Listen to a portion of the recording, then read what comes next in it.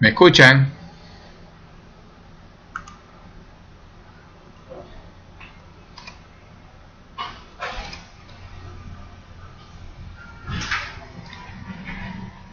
¿Me escuchan todos?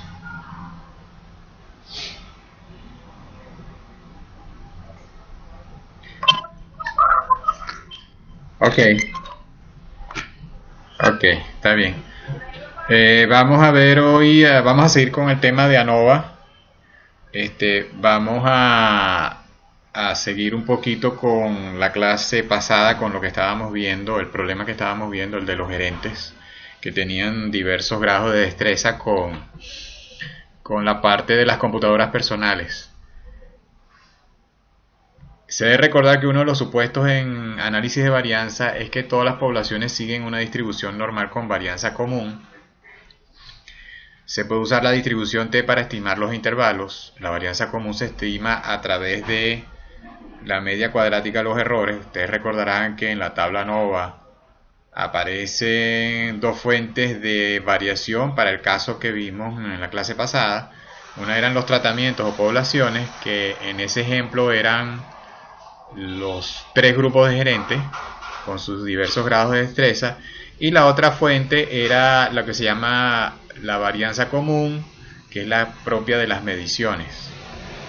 Como se tienen K tratamientos, se necesitarán múltiples intervalos, así como múltiples comparaciones entre promedios. Esto viene porque la conclusión a la que llegamos con el análisis de varianza en el ejemplo anterior era que no eran iguales los promedios de las tres poblaciones, los tres grupos de gerentes, pero no nos decían dónde estaban las diferencias. Entonces, con los cálculos de intervalos de confianza, podemos determinar dónde están las diferencias. Bien, suponga que se quiere C intervalos a ser construidos a partir de un conjunto de datos. La media de cada tratamiento la vamos a denotar como mu sub i, y el intervalo de confianza para ubicar esa media lo vamos a calcular de esta manera: y sub i barra más menos el estadístico t, alfa dividido entre 2c, todo eso multiplicado. Esto es para hallar el estadístico t, esto no es algo que va a multiplicar al término que viene a la derecha. Multiplicado por s, que es la desviación estándar común, dividido entre la raíz de n sub i.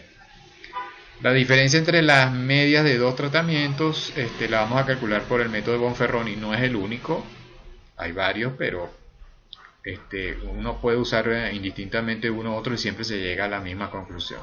Entonces, la diferencia entre dos tratamientos, mu sub i y mu sub j, lo calculo de esta manera. Me voy con la diferencia entre las medias de la muestra tomada de cada población o el tratamiento I, se le resta la media del tratamiento, de la muestra del tratamiento J, y para construir el intervalo le agrego esta expresión, donde estos son los inversos de los tamaños de las muestras de cada tratamiento. Debemos recordar entonces que S es la raíz cuadrada o la desviación estándar de esa varianza común que sacamos de la tabla ANOVA, y que todos los valores de t dependen de n menos k grados de libertad. Recuerden que n es el total de observaciones que se tienen y k el número de tratamientos o poblaciones que tenemos bajo estudio. Bien, para ilustrar esto con un ejemplo, seguimos con el caso de los gerentes, el que vimos en la clase pasada, y su experiencia con las computadoras. Entonces necesitamos, como son tres tratamientos o tres grupos y las comparaciones son pareadas, si ustedes sacan el combinatorio 3 en 2, eso les va a dar tres posibles pares de intervalos para las diferencias entre los promedios. Y los vamos a sacar, los intervalos de confianza, a un nivel del 95%. Entonces todos los intervalos que vayamos a construir van a tener esta forma. Para eso vamos a pasar un momentico a Excel y vamos a revisar. Este es un archivo que les mandé hace un rato, hace una hora, y se llama gerentes 2.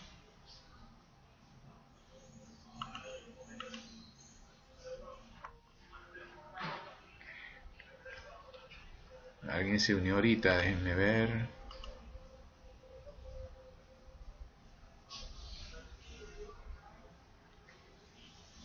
Ok, vuelvo a Excel.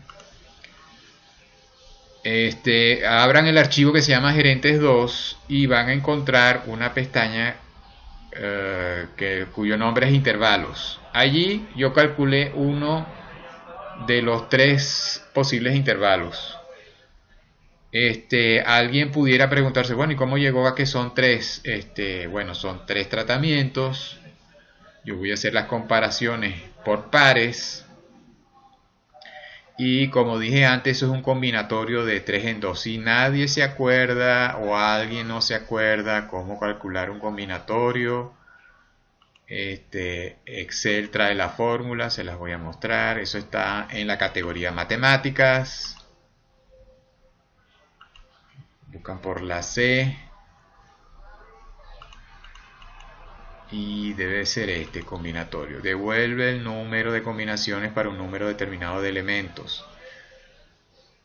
Ok, entonces yo tengo aquí el número, pondría 3, que es el número de tratamientos. El tamaño de mis comparaciones es en pares. Ahí está, eso da 3. Bien, para el cálculo, este C, que es el número de pares que voy a comparar. Luego tengo Yesua barra, esto es el promedio de las puntuaciones obtenidas por los gerentes que se autoclasificaron como A por su grado de experiencia con las computadoras. De todas maneras, eso lo deben de tener en la tabla NOVA. Que la tabla NOVA la tengo en inglés, pero igual sabemos un poquito de inglés. Average es en promedio, entonces 91,5 es el promedio del grupo A y eso es lo que se coloca aquí. Luego está el promedio del grupo B, 117,86 en redondo. Y vamos a comparar entonces A con B. El grupo de menor, los que se clasificaron a sí mismos como de menor experiencia con las computadoras, con el grupo que se clasificó a sí mismo como de mediana experiencia. ¿Qué queremos hacer? Una comparación estadística. Queremos ver si estadísticamente hablando los niveles de experiencia con las computadoras personales son similares o no.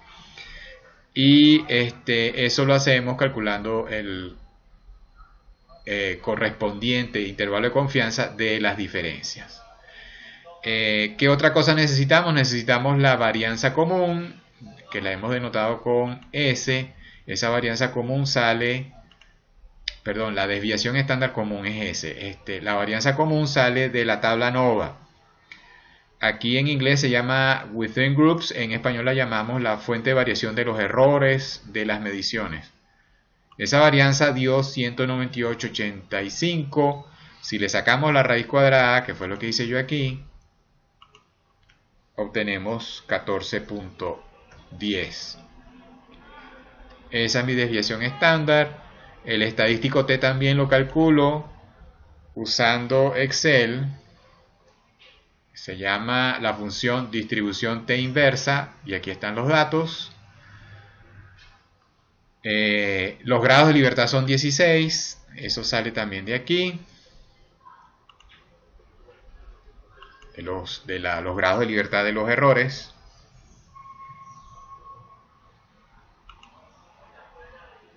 De todas maneras se les puso aquí n-k igual a 16 y con eso se calcula el intervalo de confianza que da menos 26,36 más menos 19,5. Vamos a determinar aquí para completar esto el límite inferior de ese intervalo y el límite superior.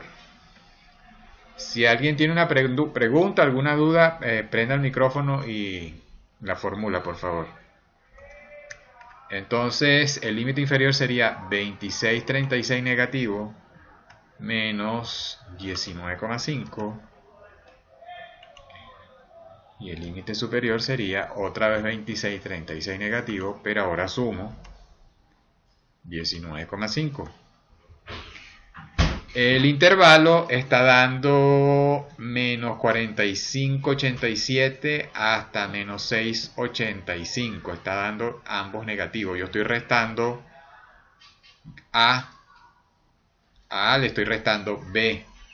Eso significa que B es más grande porque me están dando ambos negativos. Entonces, la primera cosa que uno debe ver cuando ha terminado de construir el intervalo es chequear si el intervalo contiene a cero.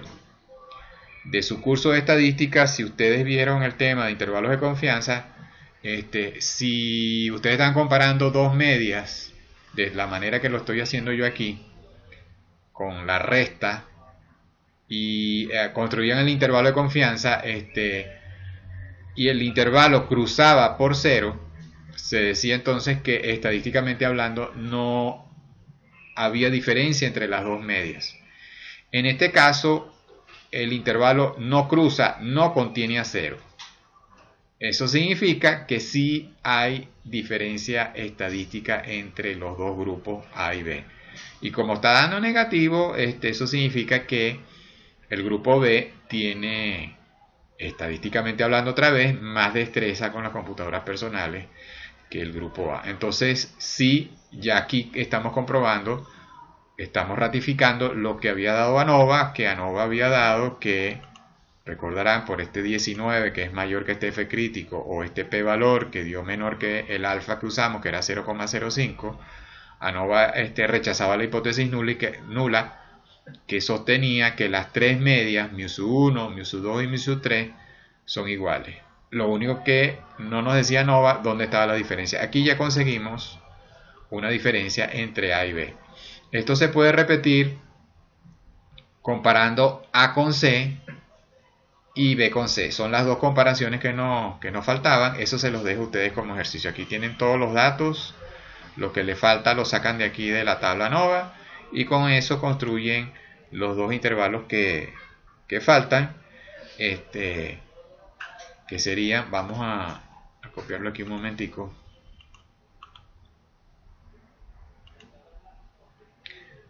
Sería, podemos comparar B con C.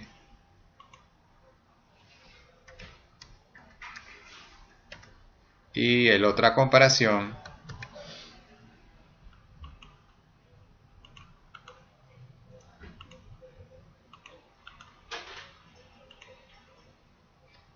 sería A con C. Esta se me salió muy grande. Entonces así establecerían si entre el grupo B, que es el de mediana destreza, estadísticamente hablando, es diferente al grupo C, que es el de alta destreza. Y bueno, por transitividad, puedo decir que es diferente, porque si A tiene menos destreza que B, porque ya lo comprobamos, y B está por debajo aparentemente de C, seguro que también aquí va a haber diferencia estadística y A va a estar por debajo de C. Aunque B de estadísticamente igual a C, esto seguro que va a dar diferente. Pero compruébenlo ustedes. Entonces, cuando construyan los intervalos y determinen los límites de los mismos, chequen si ese intervalo incluye al valor 0. Si no lo incluye, conclusión, hay diferencia estadística entre las medias. Si lo incluye, estadísticamente hablando, no podemos decir que los grupos son diferentes desde ese punto de vista de la destreza con las computadoras. Ok, con esto cerramos lo que tiene que ver con análisis de varianza y el diseño de un experimento completamente aleatorio. Ese diseño de experimento completamente aleatorio fue con lo que se llama de un solo factor. ¿Cuál fue el factor?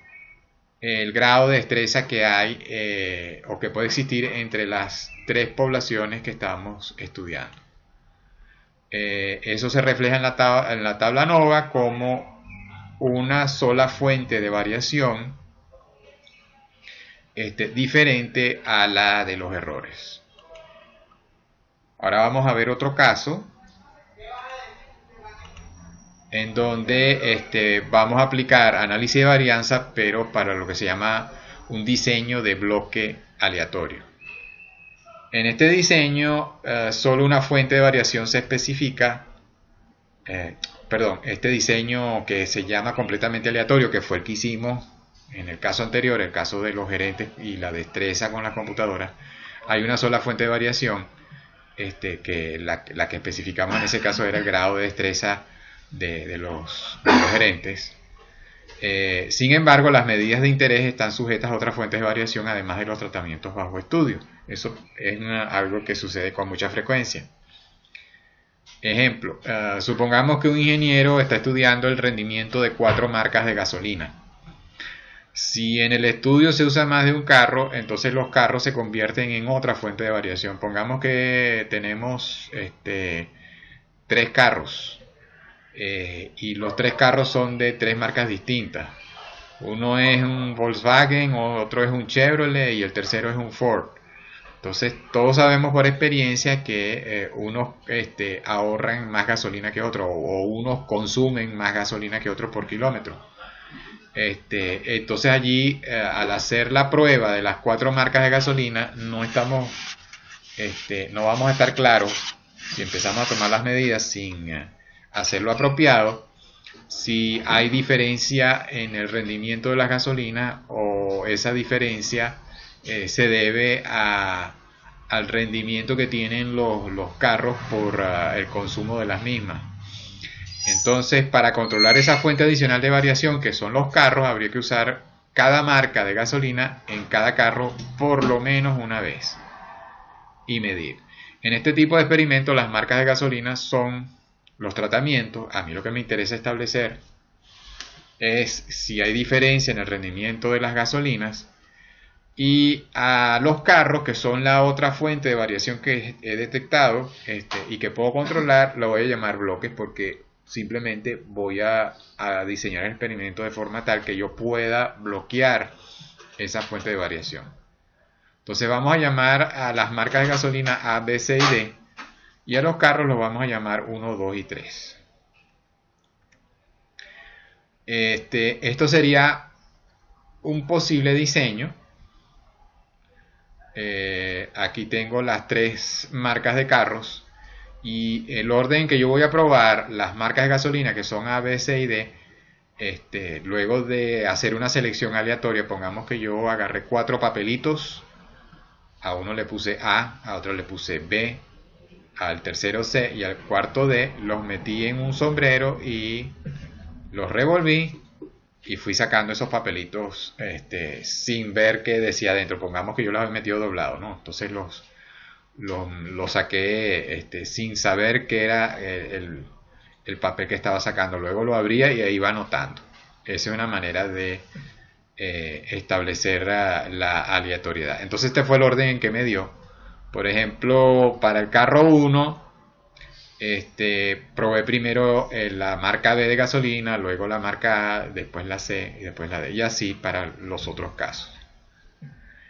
Lo otro es también la corrida de estos bloquecitos o estas celdas se hace también de manera aleatoria. Entonces definimos un diseño de bloque aleatorio como un plan de recolección de datos en el cual cada uno de los K tratamientos es medido una vez, por lo menos una vez, en cada uno de los B bloques. El orden de los tratamientos dentro de los bloques es aleatorio, como dije antes. ¿Qué pasa si yo no diseño el experimento así? ¿Qué pasa si no bloqueo? Entonces lo que comenté antes, la variación entre autos se va a agregar a la varianza entre las medidas dentro de cada muestra, inflando la varianza común o la varianza que viene de las mediciones, o la que también llamamos de los errores. Se está agregando la varianza de lo que debía haber bloqueado a las varianzas de las mediciones. La prueba del estadístico F pudiera resultar no significativa, aun cuando en verdad existieran diferencias entre los tratamientos. Incluso no se sabría si la diferencia en los rendimientos se debe a la marca de gasolina o es porque en verdad hay una diferencia en el rendimiento por kilómetro de los carros. Entonces, esta tabla nos ayuda a organizar el experimento. Aquí tenemos arriba, en la primera fila, los K tratamientos. En el caso del ejemplo anterior serían las 4 gasolinas, K llegaría hasta 4. Y en el caso de la otra fuente de variación que hemos detectado y que vamos a bloquear, serían los 3 carros, ¿no? B llegaría hasta 3. Estos serían los bloques. Y cada celda o cada bloque representaría una de las corridas del experimento. Por ejemplo, este sería probar la gasolina A en el carro 1 y tomo la medida, ¿no? Esto lo mando al carro a recorrer X cantidad de kilómetros, veo cuánto se consumió de gasolina y anoto allí. Y así lo hago hasta el último caso y completo la tabla. Luego viene toda una anotación similar a la que presenté para el caso del diseño completamente aleatorio o el de un solo factor. En este caso estamos hablando ya de 2 factores de variación. Uno es, siguiendo con el ejemplo de la gasolina, uno es la diferencia que puede haber entre la gasolina y la otra es la variación aportada por los carros. La anotación es similar al caso anterior, simplemente ahora entran lo de los bloques. El tamaño de la muestra ahora sigue siendo denotado por n, pero n viene calculado por b por k, donde b es el número de bloques y k es el número de tratamientos. La suma total de la muestra sería la suma de todos esos y sub i j que vimos en la tabla anterior. El promedio global de la muestra sería esta suma dividido entre el n anterior. Hay otro término que se llama suma de los cuadrados que va a aparecer. Dígame. Por lo menos. Sí, hay muchos experimentos de donde bloqueo que con una sola medición ya tengo suficiente muestra como para hacer el análisis estadístico. A veces es aconsejable tomar más de una medición. Dependiendo entonces del tamaño de las muestras, vas a tener que decidir si con una basta o no. Eso lo vamos a hablar también en otra clase, con otro ejemplo.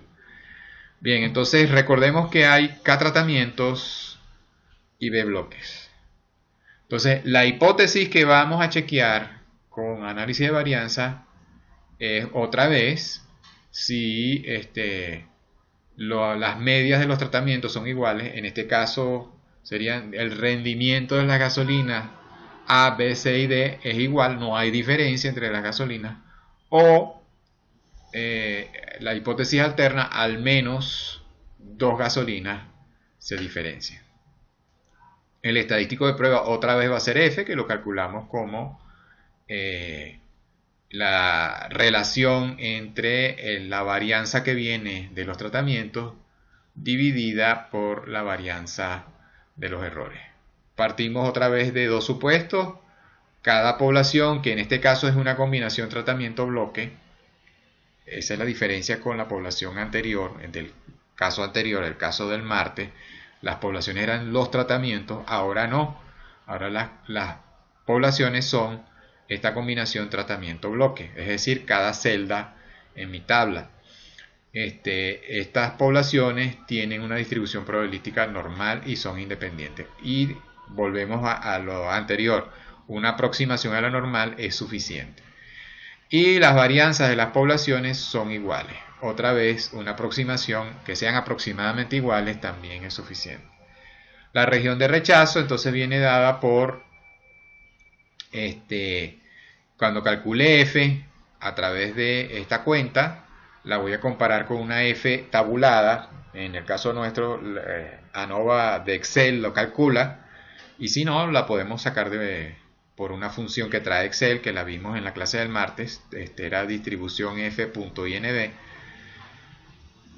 Buscamos esa tabulada o la comparamos con la que nos pone Excel en la tabla de ANOVA a un nivel alfa, casi siempre 0,05, pero se pudiera especificar otro nivel alfa dependiendo de la gravedad del error tipo 1, con K-1 grados de libertad en el numerador y B-1 por K-1 grados de libertad en el denominador. Entonces la tabla ANOVA va a quedar así. Esto es lo que van a ver en la hoja de cálculo, con una pequeña diferencia. Creo que los grados de libertad Excel los pone de segundo. Entonces vamos a tener una columna que es fuente, origen lo llama Excel. Para este caso entonces tenemos tres fuentes de variación. Una es los tratamientos. En el caso del ejemplo que estamos viendo serían las gasolinas. Otra es bloques. Lo que vamos a bloquear aquí es la variación que puede provenir de los carros. Y la varianza o la variación común, que es la de las mediciones y que llamamos aquí error. La suma de todas ellas nos daría el total. La columna de grados de libertad, si tenemos K tratamientos sería K-1. La columna de los bloques, de los grados de libertad de los bloques. Si tenemos B bloques sería B-1. En el caso de la gasolina sería 4-1, 3. En el caso de los carros son 3 marcas de carro, menos 1, serían 2 grados de libertad. Error sería la multiplicación de estos dos, B-1 por K-1. Y el total sería el total tamaño de muestra, que es B por K menos 1. La columna de la sumatoria de los cuadrados, SST, T por tratamientos, SSB, B por bloques, SSE, E por errores, y el total de la suma de los cuadrados. Luego viene la columna de las medias cuadráticas, mean squares en inglés, o varianzas. Esta es la columna de las varianzas, esta es la columna más importante. Esta sería la varianza proveniente de los tratamientos, luego la varianza proveniente de los bloques, y finalmente la varianza común o varianza de las mediciones o errores. Y la última columna es, ahora tenemos dos celdas, antes teníamos una sola, es la columna del cálculo del estadístico F. El primer F que voy a... ¿Perdón?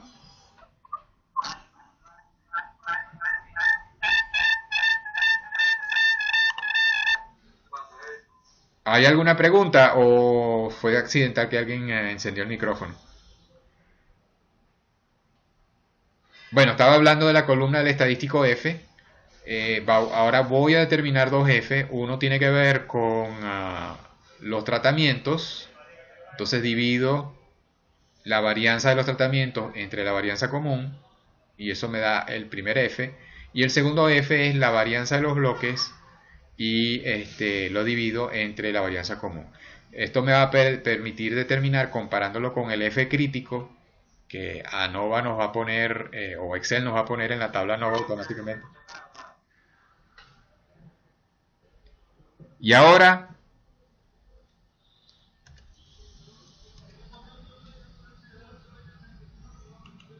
alguien me apagó el micrófono. Y ahora, sí, el micrófono se apagó, no sé cómo. Estaba explicando la columna F. No sé hasta dónde me oyeron, pero estaba explicando las distintas columnas y estaba hablando de la determinación del estadístico F, que ahora, a diferencia del caso que vimos con los gerentes, ahora tengo dos cálculos de F. Voy a determinar uno para el caso de los tratamientos y voy a determinar otro para el caso de los bloques. Para calcularlos se divide la varianza de los tratamientos entre la varianza común, ese me da el primer F, y en el segundo caso divido la varianza de los bloques entre la varianza común o varianza de los errores. Con eso luego comparo contra un F crítico que también nos da Excel y determino si hay diferencia entre los tratamientos y determino si valió la pena bloquear el otro componente de variación en el problema. Entonces, para ilustrar todo esto, vamos a ver un ejemplo. En este caso tenemos 4 tratamientos químicos para telas que se van a comparar con respecto a su capacidad para resistir manchas. Entonces, estos químicos se le aplican a las telas para darles una resistencia contra las manchas. Se tienen para el experimento 2 tipos de telas y se ha decidido que se aplicará cada químico a una muestra de cada tipo de tela. Las mediciones obtenidas están en el archivo químicos que yo le mandé. La pregunta que se formula entonces, ¿hay evidencia significativa entre las medias, evidencia significativa de diferencias entre las medias de los tratamientos? Y nos piden usar un nivel de significancia de 0,05. Entonces voy a pasar al archivo Excel donde tengo los datos de este no es, déjenme cerrarlo, este sí es.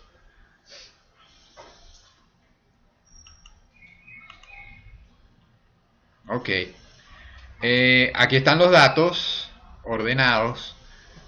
Tengo 2 telas, tengo 4 tratamientos químicos y quiero probarlos en esas telas, así que para bloquear tengo que probar cada tratamiento en cada tela.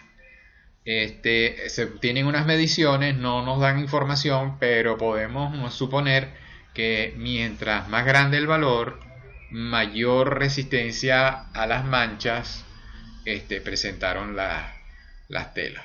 Entonces, por ejemplo, tratamiento químico 1 lo probé en la tela 1 y obtuve una medición de 5. Luego lo probé en la tela 2 y obtuve una medición de 9. Y así hasta hacerlo con el tratamiento 4.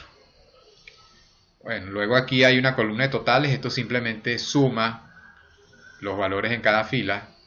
Y aquí suma los valores en cada columna. Esto es tratando de ver, como digo yo, a ojo por ciento, si pudiera haber diferencias entre las telas y los químicos. Vamos a revisar la columna totales aquí a la derecha.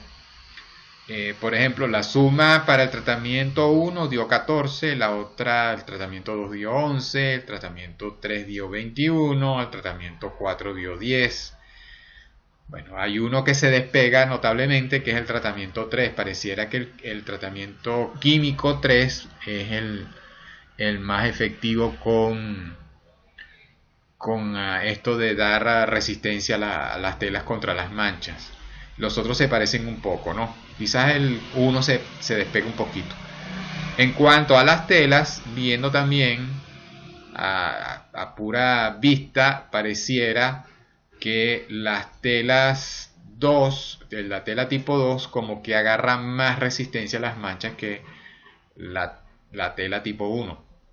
Pero cuando digo a simple vista es comparando esos números. Yo todavía no he hecho ningún análisis estadístico. Entonces eso es lo que viene ahora. Yo tengo que hacer un análisis estadístico para determinar si realmente hay diferencia entre los tratamientos y si lo que hice en el experimento buscando bloquear las telas, buscando bloquear cualquier variación en las telas, valió la pena. Bien, aquí está el resultado del análisis de varianza. Está todo en inglés, vamos a hacerlo en español. Y para ello, entonces nos vamos a ir a datos, análisis de datos, aquí a mano derecha. Abre esta ventana, busquemos al principio. La herramienta que usamos en la clase pasada fue análisis de varianza de un solo factor, es la primerita. Ahora vamos a buscar análisis de varianza de dos factores, porque ahora tengo dos factores que son, por un lado los químicos y por el otro las telas, y con una sola muestra por grupo. ¿Por qué? Porque yo nada más que estoy haciendo una medición por cada combinación tratamiento tela. Vamos a aceptar y llegamos a esta ventana. Entonces, eh, nos está pidiendo el rango de entrada. Yo voy a agarrar todo esto.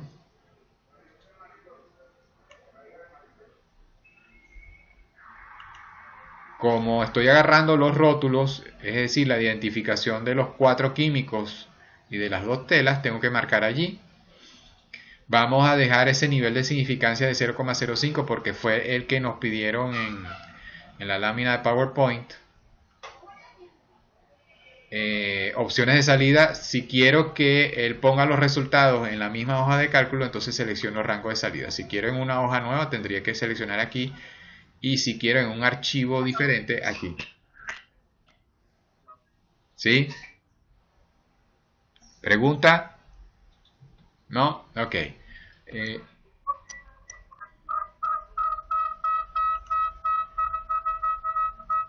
¿Alguien encendió un micrófono? ¿Tienen pregunta? Continúo.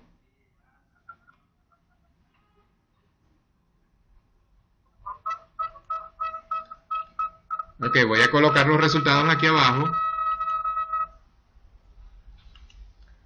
Doy a aceptar. Déjenme chequear que no se haya apagado mi micrófono.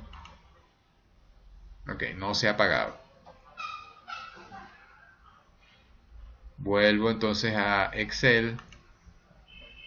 Vamos a revisar entonces lo que ahora tengo en español. En el caso de inglés se identifica fila 1, 2, 3, 4, columna 1 y 2. En español simplemente me pone 1, 2, 3, 4, 1, 2, no me dice si es fila o es columna, pero como yo sé que tengo cuatro filas y dos columnas, no hace falta pues que nos digan eso. Revisamos, los números son los mismos para la tabla resumen. Conteo 2, 2, 2, 4, 4, sumas, varianzas, promedios, y todo está dando como dio en inglés, así que no hay de ese punto de vista diferencia. La corrida de ANOVA se hizo bien. Vamos a revisar primero la tabla resumen. Estas sumas son las que yo tenía allá arriba en los datos. Esto simplemente es cuenta el número de mediciones por fila, y esto es el número de mediciones por columna. Luego están los promedios por cada fila. Las filas son los químicos, y si revisamos los promedios, se despega otra vez el tratamiento químico 3. Está un poquito más alto que los demás, incluso casi el doble que el tratamiento 2 y un poquito más del doble que el tratamiento 1, que el tratamiento, perdón, 4. El tratamiento 1 también es un poquito alto, lo que pudiera indicar una diferencia, pero todo esto es ojo por ciento. Todavía no hemos visto la parte estadística. En cuanto a las varianzas, acuérdense que ese es uno de los supuestos de los cuales partimos, que todas las varianzas son aproximadamente iguales. Y bueno, estas tres se parecen. La del tratamiento 4 sí es bastante distinta, parece que hubiera menos variación en el tratamiento 4. Pero vamos a taparnos un poquito los ojos y vamos a confiar en el supuesto de que las varianzas son aproximadamente iguales. Después hablaremos de pruebas de ese supuesto. Y aquí están las varianzas entre las telas. También vamos a suponer que son parecidas. Luego viene la tabla ANOVA. Vamos a ampliar esto un poquito para que se pueda leer cada una de las columnas.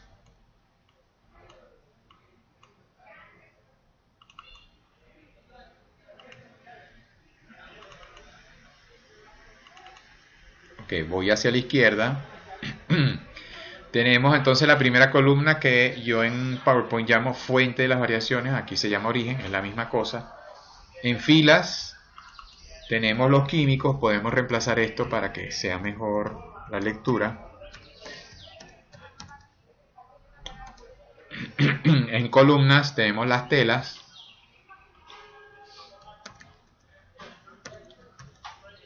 Esto sí lo dejamos igual, error y total. Luego tenemos la columna suma de los cuadrados. Yo en PowerPoint presento primero la de grados de libertad, pero es la misma cosa, el orden no entera nada. Entonces la suma de los cuadrados de los valores de los químicos da 37. La suma de los cuadrados de los valores en las telas da 32. El error da 3 y el total da 72. El error se suele sacar, yo saco el total, le resto 37 más 32 y eso me debe dar 3. Algo parecido se hace con los grados de libertad. Bien, los grados de libertad en el caso de los químicos son 3. ¿Por qué? Porque tengo 4 químicos que brindan supuestamente resistencia a las manchas. 4 químicos, le resto 1, me quedan 3. En el caso de las telas estoy probando esos químicos en 2 telas, le resto 1, me queda 1. El error da, o es producto de la multiplicación de 3 por 1, en este caso 3. Y yo tengo un total de 8 mediciones, resto 1, me quedan 7 grados de libertad. Luego viene la columna que Excel llama en español promedio de los cuadrados, pero estos son también, o se le llama también, la columna de las varianzas. Y me gusta más el nombre de varianzas porque es más estadístico. En el primer caso tengo 12.33, eso viene de dividir 37 entre 3. Luego tengo 32 entre 1. Y el último es la varianza común o varianza de los errores, que es el caso de dividir 3 entre sus respectivos grados de libertad, que son también 3. Y eso me está dando una varianza común de 1. Luego viene F, que es el resultado de dividir esta varianza entre la común. Y luego está la de los bloques, esta es la varianza de los tratamientos, perdón, el F de los tratamientos, este es el F de los bloques, que viene de dividir la varianza de los bloques entre la varianza común. Luego viene, esto en inglés se llama valor P, p-value, aquí se llama, en español lo llaman probabilidad. Y está por último la columna de valor crítico para F. La pregunta entonces a hacer es, acuérdense que la hipótesis nula establece que las mu son iguales. Vamos a escribir eso.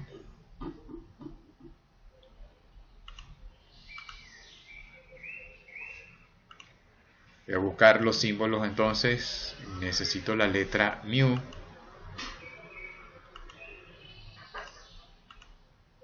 Como tengo 4 químicos que son los que estoy estudiando, parto entonces de que en mi hipótesis nula que la resistencia que brindan a las manchas esos 4 químicos es igual. Entonces mu sub 1 sería igual a mu sub 2. Esto sería igual a mu sub 3 igual a mu sub 4. Y la alterna sería al menos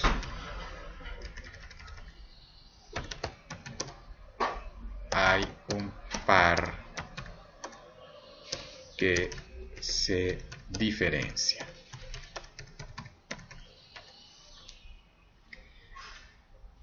La pregunta entonces que debemos responder es si la hipótesis nula se sostiene y por qué. Y si no se sostiene, ¿por qué no? ¿Alguien me puede responder viendo la tabla nova? Ya esto lo vimos. Sí. Sí, te escucho.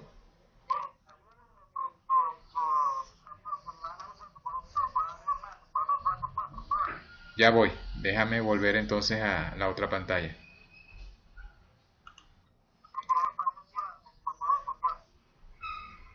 Déjame invitarlo. ¿Cuál es el correo de Luis Hernández? ¿Alguien lo sabe?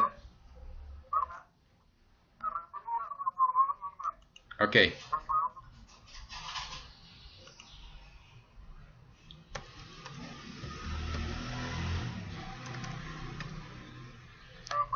Luis Alejandro.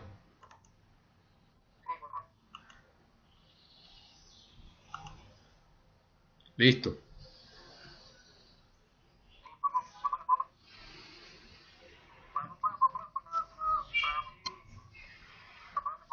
Ok.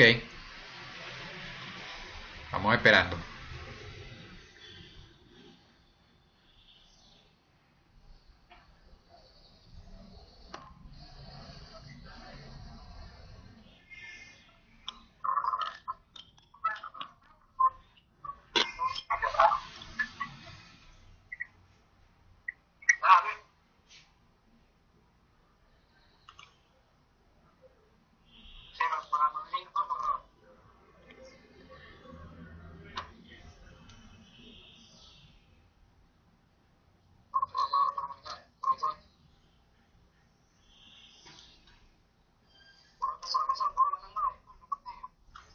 Ok, pero último intento porque si no, él puede ver la clase.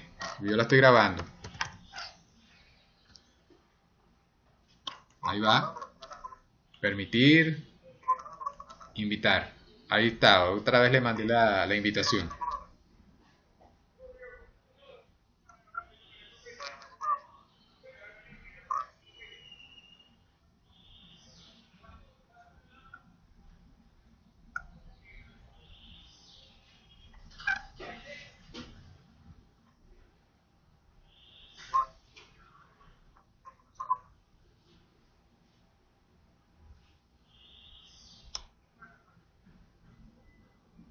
Nada.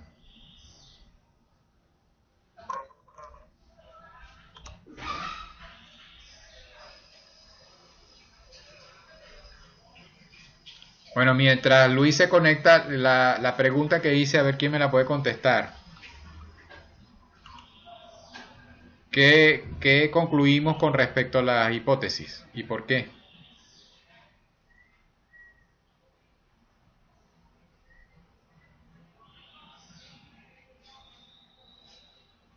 Nada.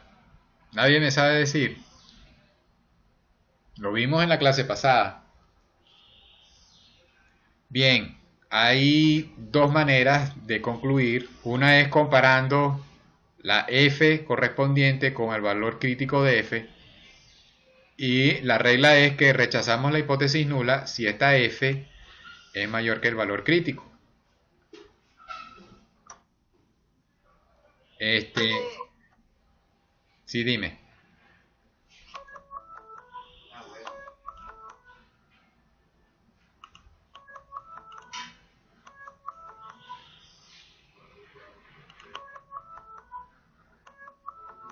Alguien llama, pero ¿por dónde es la cosa? Por aquí.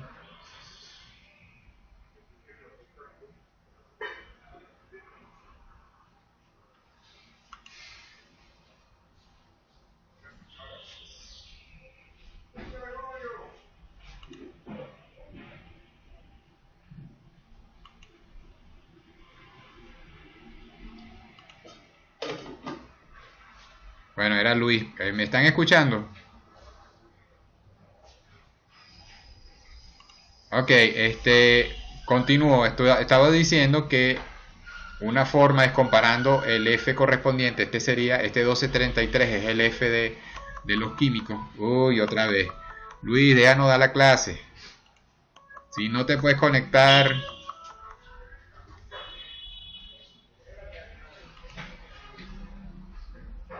si no te puedes conectar, Luis, vas a ver la grabación.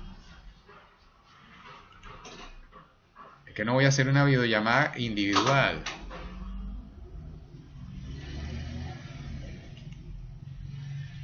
Sigo. Entonces, como este F está dando mayor que el valor crítico, rechazo la hipótesis nula que los tratamientos químicos son todos iguales. Otra manera de verlo es el valor P aquí. Déjame anotar que este es el P valor o valor P.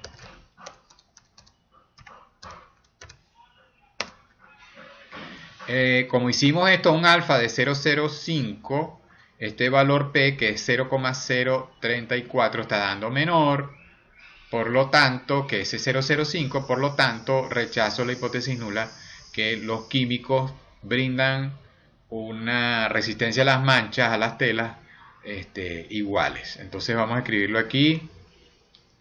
Se rechaza H sub 0 en favor de H sub A porque 12.33 es mayor que el crítico, que es 9.27.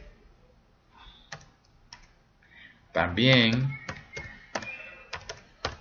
se corrobora porque el valor P, que es igual a 0.034, es menor que alfa usado, que es 0,05. Eso es en el caso de los químicos que estamos aplicando. La otra pregunta que se pudiera responder es: ¿valió la pena bloquear las telas? ¿Eran realmente las telas una fuente de variación de la cual nos teníamos que cuidar para poder determinar si hay diferencia entre los químicos? Bueno, eso se responde de manera similar. Yo comparo otra vez el F que tengo, que en este caso es 32 para las telas, lo comparo con el valor crítico de F, que es 10,12. Y sí, me está dando mayor. Otra vez también corroboro comparando el valor P correspondiente, que en este caso es 0,01, y lo comparo contra el alfa y está dando menor que 0,05. Por lo tanto, sí valió la pena bloquear las telas porque sí introducen una fuente de variación importante. Entonces, si no lo hubiera bloqueado, difícilmente yo hubiera podido determinar si hay diferencia entre las telas. Entonces vamos a anotar, déjenme escribirlo desde aquí: si valió la pena bloquear el factor telas porque F, que es igual a 32, es mucho mayor que el valor crítico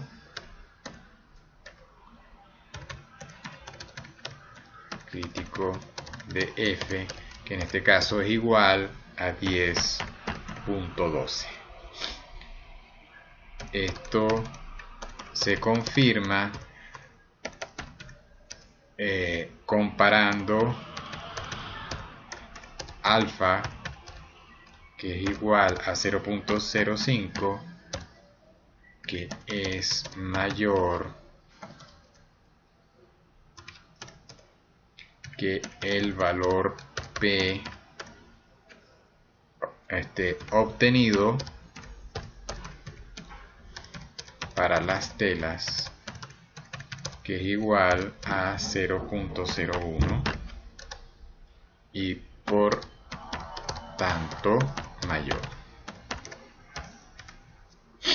Entonces, recapitulando, hemos hecho o diseñado un experimento donde queríamos determinar si los 4 químicos que estoy evaluando brindan el mismo grado de resistencia a las manchas cuando se lo aplico a unas telas.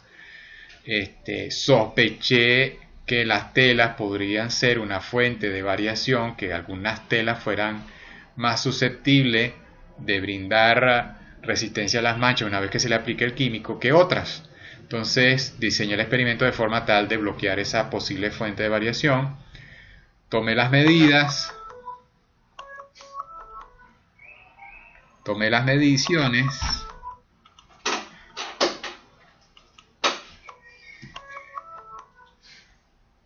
Si es Luis, díganle que se quede quieto, por favor, ya estamos terminando la clase. Tomé las mediciones, corrí o hice mi análisis de varianza. Conclusión: hay diferencias entre las telas. Déjenme apagar a Luis un momentico.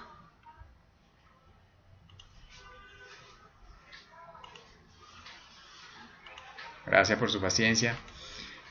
Hay una diferencia entre las telas. Lo determiné revisando el análisis de varianza, y valió la pena bloquear, porque también el análisis de varianza arrojó que la fuente de variación que viene de las telas es importante y pudo haber influido en nuestras mediciones si no hubiéramos hecho el bloqueo. Bien, hemos concluido entonces que los químicos no brindan igual resistencia a las telas contra las manchas, pero no sabemos dónde está la diferencia. Pasa lo mismo que nos pasó con los gerentes, ¿no? Cuando hicimos el análisis de varianza, sí concluimos que el grado de destreza con las computadoras era diferente, pero no sabíamos dónde estaba la diferencia. Era entre el grupo A y el grupo C, era entre A y B, entonces tuvimos que calcular unos intervalos de confianza. Entonces eso lo vamos a hacer dentro de un momento. Recordando un par de cosas. Valor crítico para F, si bien ANOVA de Excel no los calcula, en caso de que ustedes lo necesiten, recuerden que hay una manera de hacerlo, es buscando una función que se llama distr.f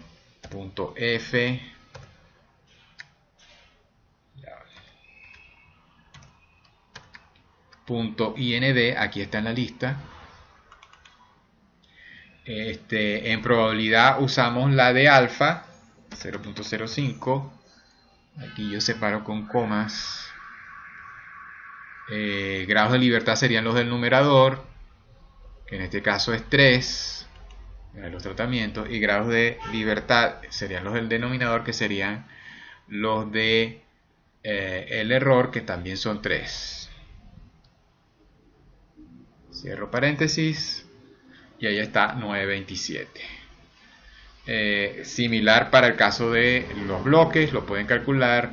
Esta probabilidad o valor P, que se me olvidó cómo enseñarles a ustedes cómo se calcula. Esta se puede calcular usando la distribución F. Entonces vamos a escribir aquí distr. Esta no es la inversa, por si acaso, esta es la directa, distr.f. Me pide X. En este caso X debería ser 12.33, y necesito los grados de libertad del numerador, que son 3, y del denominador, que son otra vez 3. Y si no me equivoqué, ahí está. Eso es el valor P, 0.034 para el caso de las telas, perdón, de los químicos, y puedo hacer el cálculo de manera similar para el caso de las telas. distr.f. X sería entonces F, que es 32 para las telas. Los grados de libertad del numerador son 1, denominador 3. 0.010 como nos había puesto la macro de Excel para ANOVA. Eso en el caso de que yo les pudiera poner un problema donde les doy una tabla ANOVA y ustedes tienen que completarla, ¿no? Entonces así yo veo si ustedes saben hacer los cálculos y saben interpretar y saben de dónde viene cada número que aparece en la tabla ANOVA. Bien, me falta hablar de regresión. Recuerden que lo hicimos también para el caso de los gerentes. Aquí podemos armar entonces un modelo matemático que lo sacamos usando regresión. Esta sería regresión lineal. Y yo pudiera entonces formular la línea recta, pero ahora tengo que no es en el plano. Esto va a ser más complicado porque tengo más de dos variables independientes. Tengo 4, ya vamos a ver dónde sale eso. Y la forma general de ese modelo sería esta, ¿no? Y, que sería la respuesta, igual a beta sub 0, más beta sub 1 por x1, más beta sub 2 por x2, más beta 3 por x sub 3, más beta 4 x4, más el término de error. Donde x1 es igual a 1 si respuesta es del bloque 2 y 0 en cualquier otro caso. X2 sería igual a 1 si la respuesta es del tratamiento 2, 0 en cualquier otro caso. X3 sería 1 si la respuesta es del tratamiento 3, 0 en cualquier otro caso. Y X4 sería igual a 1 si la respuesta es del tratamiento 4, 0 en cualquier otro caso. Vamos a pasar entonces otra vez a Excel y vamos a ver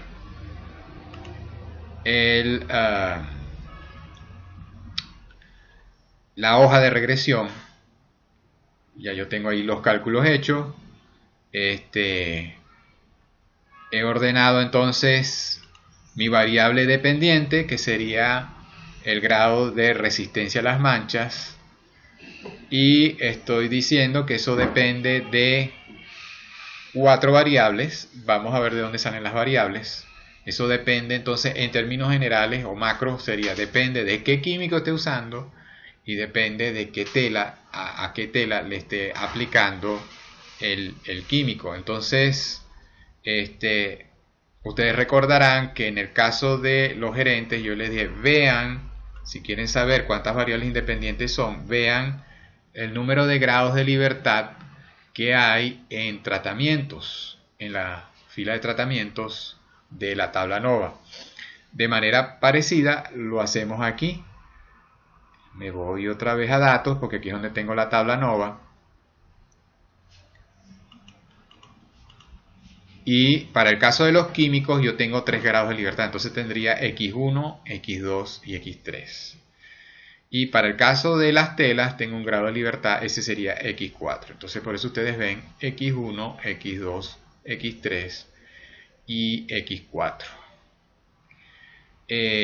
Luego viene la asignación de los ceros y unos. Yo he asignado aquí, vamos a revisar esto un momentico. Veamos la columna X1, tengo la mitad es ceros y la otra mitad es 1. Y estos ceros corresponden a estas mediciones 5, 3, 8 y 4. Si nos vamos a la hoja datos, podemos revisar que esas mediciones 5, 3, 8 y 4 corresponden al bloque 1. Entonces el bloque 1, yo como digo en PowerPoint, en la lámina de PowerPoint, estoy diciendo que esas mediciones son todas 0.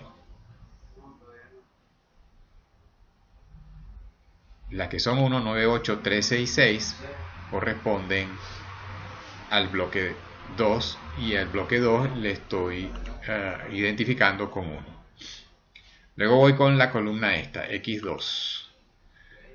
Aquí estoy con este valor que es 5. 5 corresponde a bloque 1, tratamiento químico 1. Eso le estoy poniendo 0. 3 corresponde bloque 1, tratamiento químico 2. Eso le estoy poniendo 1. Y así voy enumerando hasta completar la tabla. Esto yo sé que es un poquito enredado, pero es cuestión de práctica. Les invito a que ustedes terminen de revisar el resto de la tabla.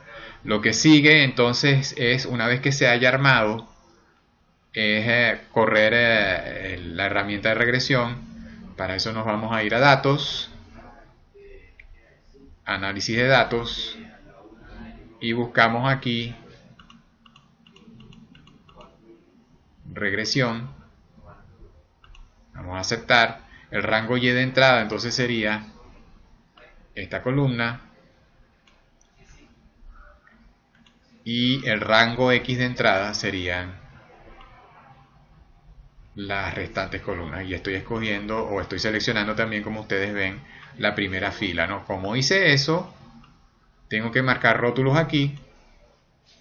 Luego el nivel de confianza, si yo no le digo nada a Excel, él me va a producir dos juegos de intervalos de confianza, los dos al mismo nivel, 99.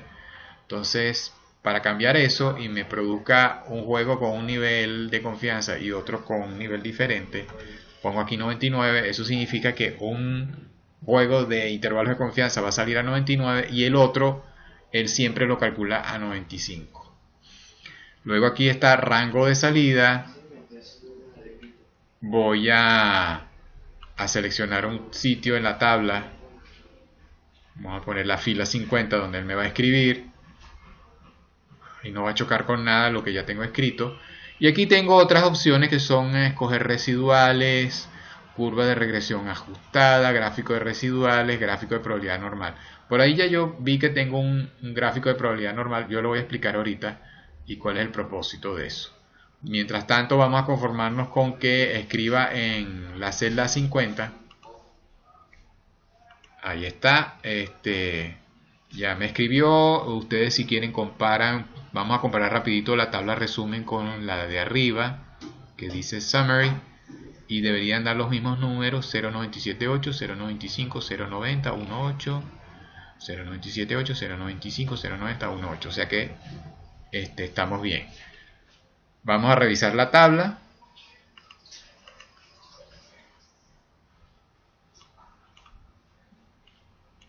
Estas son las estadísticas de la regresión, las primeras. Está el coeficiente de correlación, que me da una medida de cuánto depende la variable de respuesta, que en este caso es la resistencia a las manchas, de las variables independientes, que son los distintos tratamientos químicos y las telas. En este caso nos está dando bastante alto, bastante cercano a 0. Estamos hablando de casi 0.98 de coeficiente de correlación. Luego está el coeficiente de determinación, o R cuadrado. Se está dando 0.96, y acuérdense que esa es una medida de cuán bueno es el modelo que hemos construido. Este está dando muy bueno, porque está dando muy cercano a 1, y para el caso específico significa que el modelo que se ha construido es capaz de explicar el 96% de la variación presente en los datos. Luego hay otro que siempre calcula Excel, al cual yo no le presto mucha atención, siempre es menor que este. Aquí usan otra fórmula para calcular este R cuadrado. El error típico no está dando alto, está dando, me parece, bajo. Y bueno, el número de observaciones o mediciones que tengo, o tamaño de muestra total, es 8. Luego está la tabla de análisis de varianza, que es casi igual a la que tuvimos antes, salvo que, como recordarán, como se trata de la regresión, le cambia los nombres. Ahora tengo una fila que se llama regresión, con 4 grados de libertad, porque tengo 4 variables independientes, x1, x2, x3 y x4. Tengo la suma de los cuadrados, la columna de promedio de los cuadrados o varianza,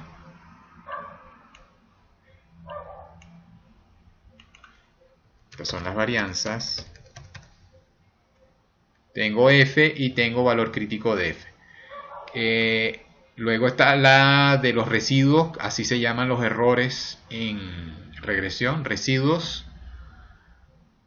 ¿Y qué otra cosa? Bueno, ¿para qué veo yo esa tabla ANOVA en regresión? Para chequear la siguiente hipótesis. parecido a lo que hicimos con el caso de la clase del martes, la de diseño experimental de un solo factor. Voy a chequear si todos los parámetros del modelo de regresión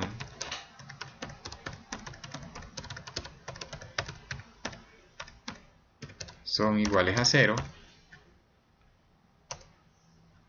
contra al menos un parámetro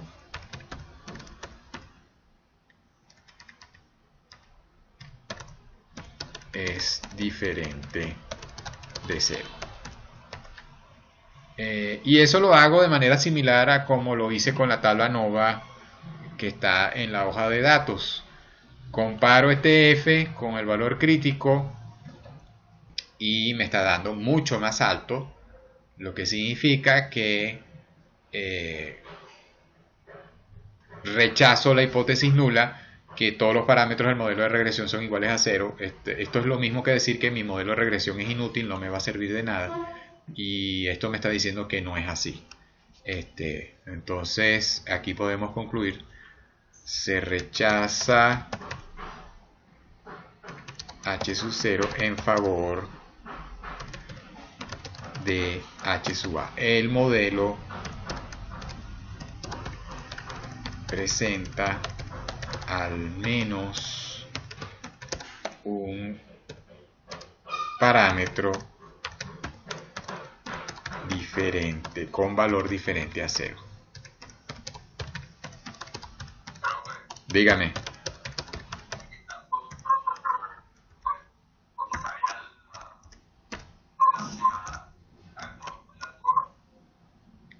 Perdón, no te entendí, ¿puedes repetir?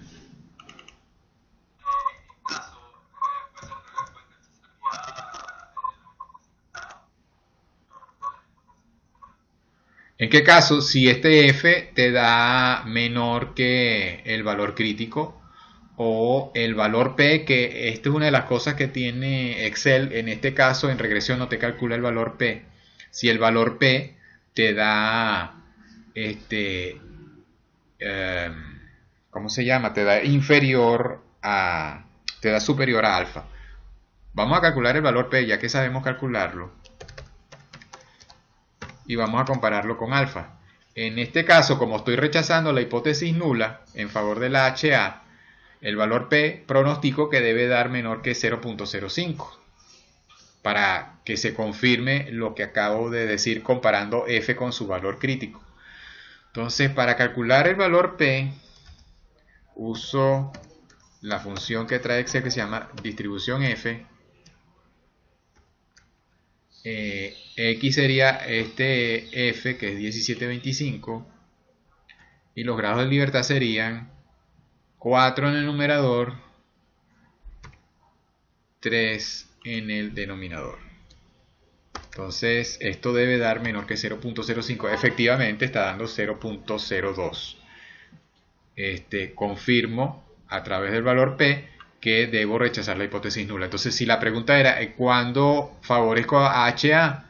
Cuando sea al revés la relación. Si me hubiera dado menor que el valor crítico, seguramente me iba a dar mayor que alfa. Y por lo tanto, acepto H sub, se dice se acepta H sub 0 y no se acepta H sub A o se rechaza H sub A. Aquí es al revés, aceptamos HA en favor y rechazamos H sub 0. Ok, luego tenemos abajo la tabla que nos da el modelo. El modelo está haciendo una ecuación, la voy a escribir aquí, que sería los coeficientes son 4x1 menos 1.5x2 más 3.5x3 menos 2x4 y el término independiente o intercepción sería más 5. Esa es la ecuación que me está dando. Voy a revisar cada uno de los coeficientes aquí a mano derecha, pero antes de hacerlo, pongamos que ninguno de estos coeficientes es igual a 0 desde el punto de vista estadístico, y yo quisiera hacer un pronóstico usando este modelo. Pongamos que yo quiero aplicar un químico cualquiera. Vamos a poner que aplico el químico, buscando aquí a ver cómo lo codifiqué. Si esto es tela 1, cualquier químico. Voy a aplicar un químico cualquiera a la tela 1. Entonces, todos mis coeficientes, se va a hacer un cálculo bien sencillo. Como yo estoy codificando aquí, no, X1 sería, ya me enredé yo. Bueno, ahorita se los digo. El asunto es que puedo usar este modelo para pronosticar, dependiendo de qué químico esté usando y en qué tela lo voy a aplicar. Voy a ver los coeficientes rapidito, a ver cuál es la probabilidad de que sean 0. Eso lo tengo aquí. Si reviso las probabilidades, esta es baja.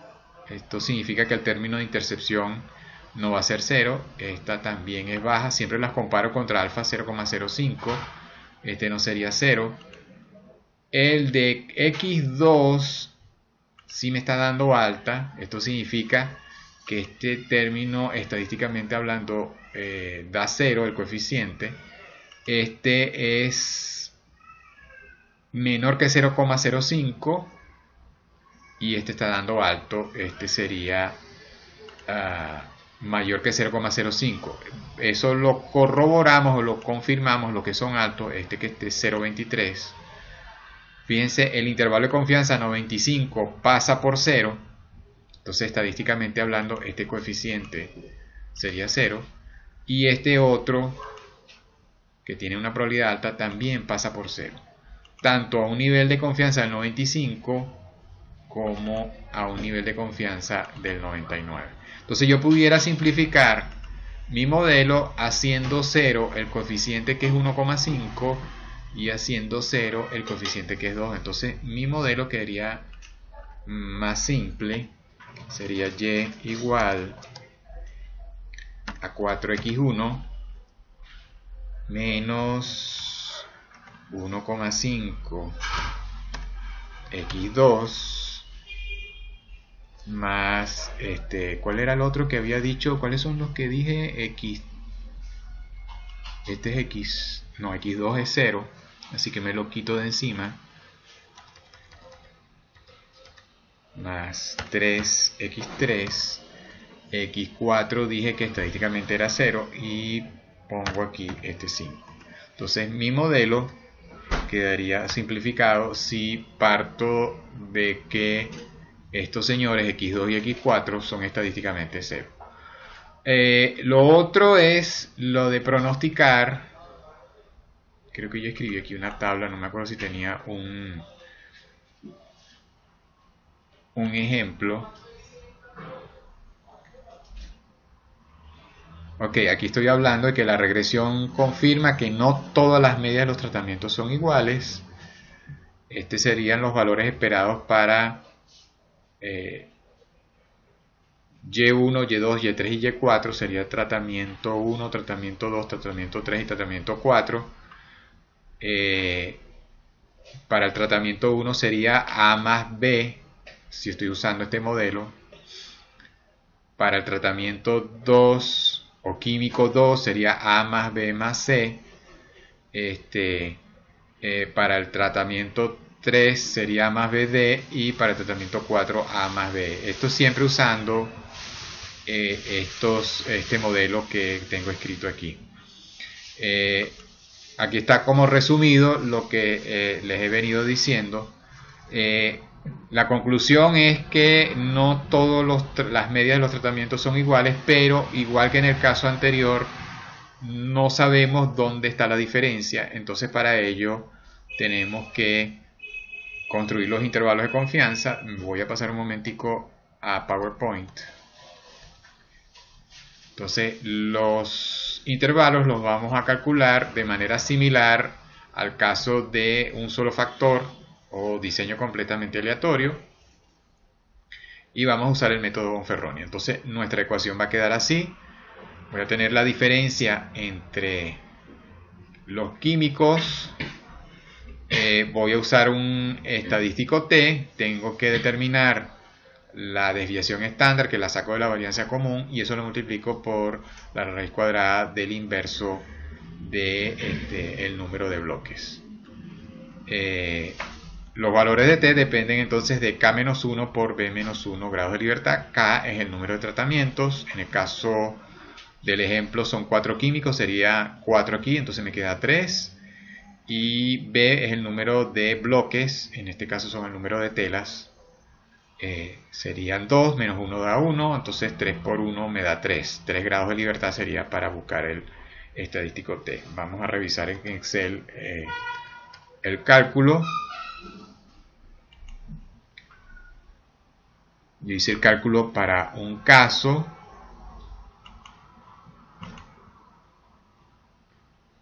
Como son 4 químicos y tengo que compararlos de 2 en 2, eso me da C igual 6.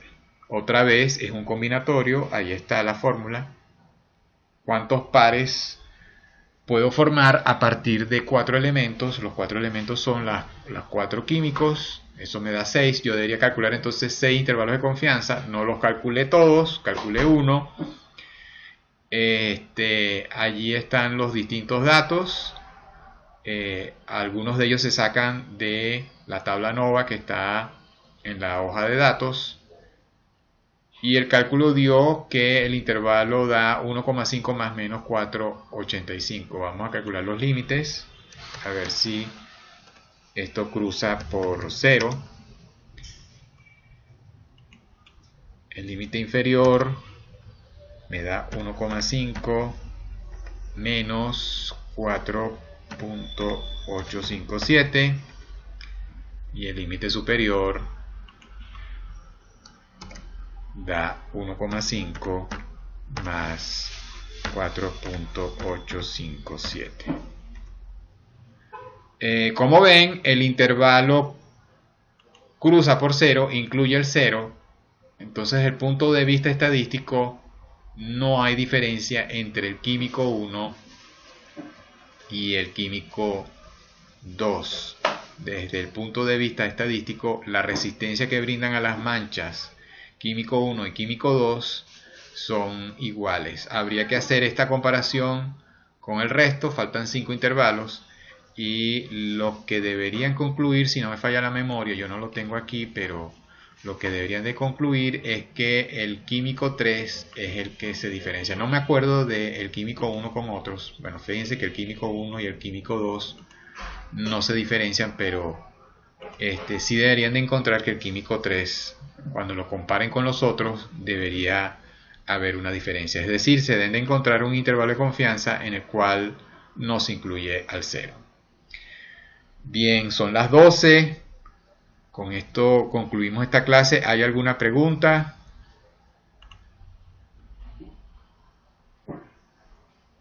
Silencio. No hay preguntas.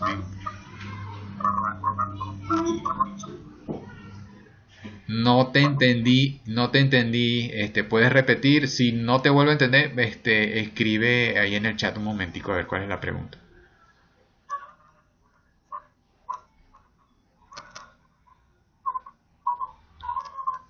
Ah, ok, te entiendo. Bueno, yo sé que las dudas y las preguntas van a salir cuando veamos la clase de ejercicios, ¿no? Yo siempre, ustedes recuerdan que antes del examen dedico por lo menos un par de clases a ejercicios, y seguramente allí se despejarán en el caso de que existan esas preguntas o dudas. Está bien, yo estoy grabando esto. Una vez que la haya montado en YouTube, yo les escribo y les digo cuál es el enlace para quien quiera repasar, o el que no pudo, como en el caso de Luis Paredes, que no se pudo conectar, pueda ver la clase allí. ¿Está bien? Ok, no, gracias a ustedes. Bueno, chévere, nos estamos viendo, estamos en contacto.